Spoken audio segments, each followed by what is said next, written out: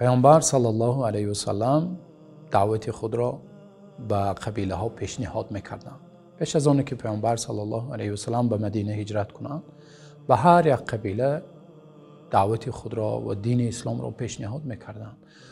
و روز همراه ابوبکر صدیق و علی رضی الله عنهما به نزد قبیله بنی شیبان داخل شدند، در آمدند، دعوت خود را پیشنهاد کردنی شدند و سرداران قبیله بنی شیبان نشسته بودند. پیامبر صلی الله علیه و سلم برایشان یک چند آیات ها تلاوت کردند و دعوت خود را پیشنهاد کردند.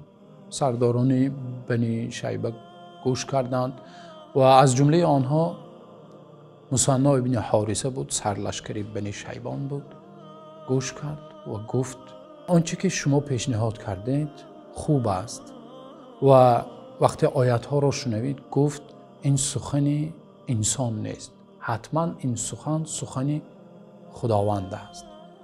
اما گفت آنچه که شما پیشنهاد کرده ایستاده اید پادشاهان نمیپسندند، پادشاه قبول نمی کند، بد میبیند و ما با خسرو شاه فارس عهدنامه هست بین ما و بین شاه فارس و متاسفانه پیشنهاد شما را قبول کرده نمیتوانیم. پیامبر صلی الله علیه و سلم گفتند ما اسأتم اذ افصحتم بالصدق. پیامبر صلی الله علیه و سلم گفتند خوب شد که شما صادقانه سخن راست را گفتید، یعنی صمیمی بودید، گفتید، جواب خود را گفتید، انتخاب خود را کردید و به یک قرار آمدید. بله، حیات ما عبارت از قرار است، از انتخاب است. امروزها ما و شما باید در حیات خود انتخاب کنیم، به یک قرار بیاییم.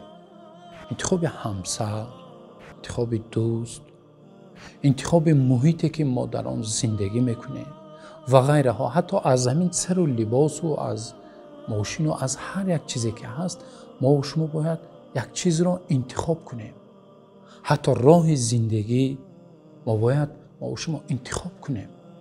همین نواری که حالا شما تماشا کرده ایستاده اید، همین هم برای شما همچون انتخاب برآمده ایستاده است.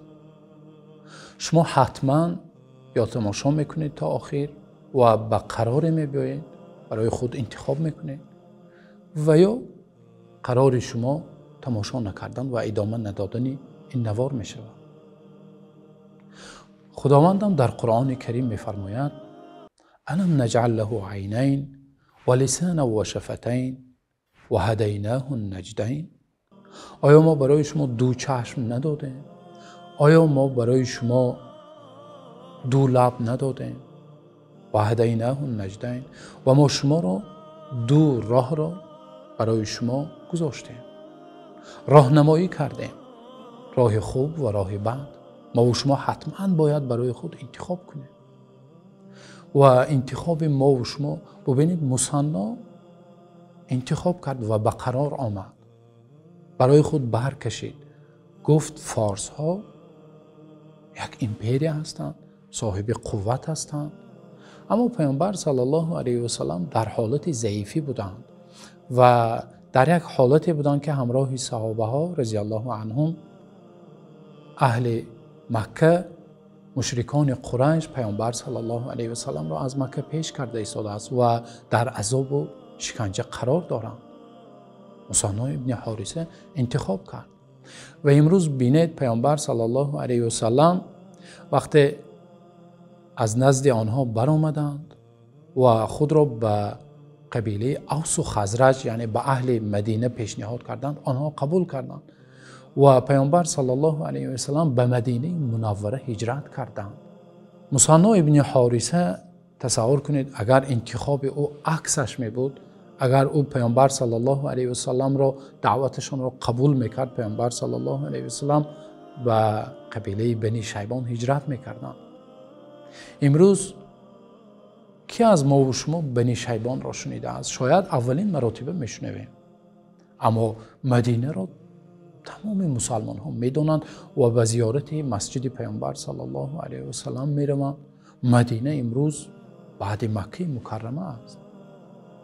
شهر پیامبر صلی الله علیه و سلم است. مثنی ابن حارثه بعد گذشتن چندین سالها پشیمان شد و به نزد پیامبر صلی الله علیه و سلم آمد. اما پشیمانی او چی شد؟ پیامبر صلی الله علیه و سلم به مدینه هجرت کردند، به بنی شیبان هجرت نکردند. و ببینید انتخاب یک نفر آینده یک قوم یا یک قبیله را حل و فصل کرد. امروز ببینید انتخاب ما و شما و به قرار آمدن ما و شما هم آینده ما و شما یا شاید آینده همسران و فرزندان ما و شما را حل و فصل میکند و وابستگی کلان دارد هر یک انتخابی که میکنید. حجاب به در کردن یک دختر مسلمان این انتخاب است و قرار است. راه زندگی نمونوی را انتخاب کردن این قرار ما و شما است.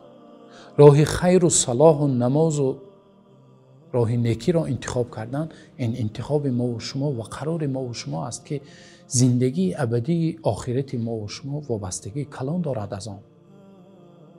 و الله کند که انتخاب ما و شما و قرارهای ما و شما انتخاب درست و قرار درست باشد و الله حق سبحانه و تعالی ما و شما را هم در این دنیا و هم در آخرت سربلند و سرفراز و سعادتمند بگرداند.